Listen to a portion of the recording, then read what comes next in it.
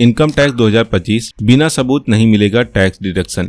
अगर आप पुरानी टैक्स रिजीम के अनुसार अपना ITR फाइल कर रहे हैं तो हो जाइए सावधान, एक छोटी सी गलती और नहीं मिलेगा आपको इनकम टैक्स का रिटर्न, क्योंकि अब इनकम टैक्स डिपार्टमेंट ने बोल दिया है no proof equal to no deduction, यानी कि प्रूफ नहीं तो कोई डिडक्शन नहीं।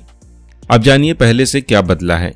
अब आपको सिर्फ 1.5 लाख LIC या PPF लिखकर टैक्स में छूट नहीं मिलेगी। अब आपको हर डिडक्शन के लिए देना होगा पॉलिसी नंबर, अकाउंट नंबर, रसीद, लोन डिटेल और पैन आधार लिंकिंग। इनकम टैक्स पोर्टल पर होगा हर चीज का क्रॉस वेरिफिकेशन। जी हाँ, इंश्योरेंस कंपनी हो, बैंक हो या फिर वाहन पोर्टल, नियोक्ता, सबसे मिलेगी जानकारी, उसी हिसाब से उसको वेरीफाई किया जाएगा, तभी आपको डिडक्शन का फायदा मिलेगा।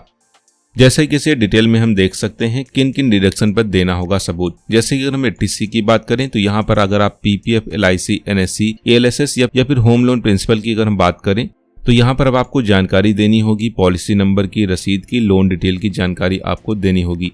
वहीं HRA की बात करें, किराए में अगर आप छूट लेना चाहते हैं तो बेसिक सैलरी, HRA की रकम, चुकाया गया किराया बताना होगा। वहीं अगर 80D की बात करें, अगर आप हेल्थ इंश्योरेंस में छूट पाना चाहते हैं तो बीमा कंपनी का नाम और पॉलिसी नंबर आपको डिटेल में बताना होगा।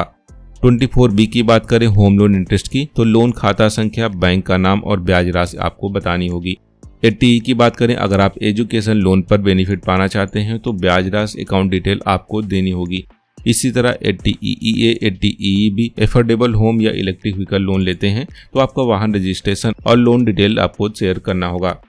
80DDB में जैसे कि गंभीर बीमारी के लिए आपको टैक्स डिडक्शन मिलता है तो इसके लिए आपको बीमारी का नाम, इलाज की जानकारी जो है प्रोवाइड करनी होगी, क्योंकि सरकार का मकसद बिल्कुल क्लियर है, गलत रिटर्न, फर्जी क्लेम और छुपी हुई आय सब पर रोक लगाना है। पैन और आधार को लिंक करना बहुत ही जरूरी है। हर डिडक्शन का क्रॉस वेरिफिकेशन होगा, ट्रांसपेरेंसी बनी रहे और जवाबदेही तय होगी। ITR फाइलिंग की डेडलाइन की बात करें तो इसकी पुरानी तारीख जो है 31 जुलाई 2025 थी, जिसे कि अब बढ़ाकर नई तारीख 15 सितंबर 2025 कर दिया गया है, यानी कि 45 दिन अब आपको एक्स्ट्रा मिलेंगे।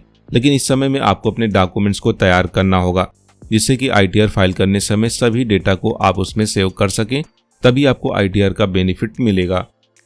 अब सबसे जरूरी बात करें कि आपको ओल्ड रिजीम चुननी है या फिर न्यू। अगर आपकी सालाना आय जो है 12,75,000 रुपए या फिर इससे कम है तो न्यू टैक्स रिजीम में आपका टैक्स जो होता है वो 0 हो सकता है। जी हाँ, मतलब आपको किसी तरह का डिडक्शन या दस्तावेज देने की आवश्यकता नहीं होगी। कोई HRA, LIC, PPF का सबूत नहीं देना होगा, सीधे साफ सुथरा आपको रिटर्न करना है और आपका टैक्स 0 होगा। तो समझदारी इसी में है कि आप अपनी इनकम और खर्च का आकलन करें और देखें न्यू रिजीम आपके लिए ज्यादा फायदेमंद है या फिर ओल्ड। तो दोस्तों ये वीडियो उन सभी टैक्स पेयर के लिए बहुत ही जरूरी है जो हर साल रिटर्न भरते हैं।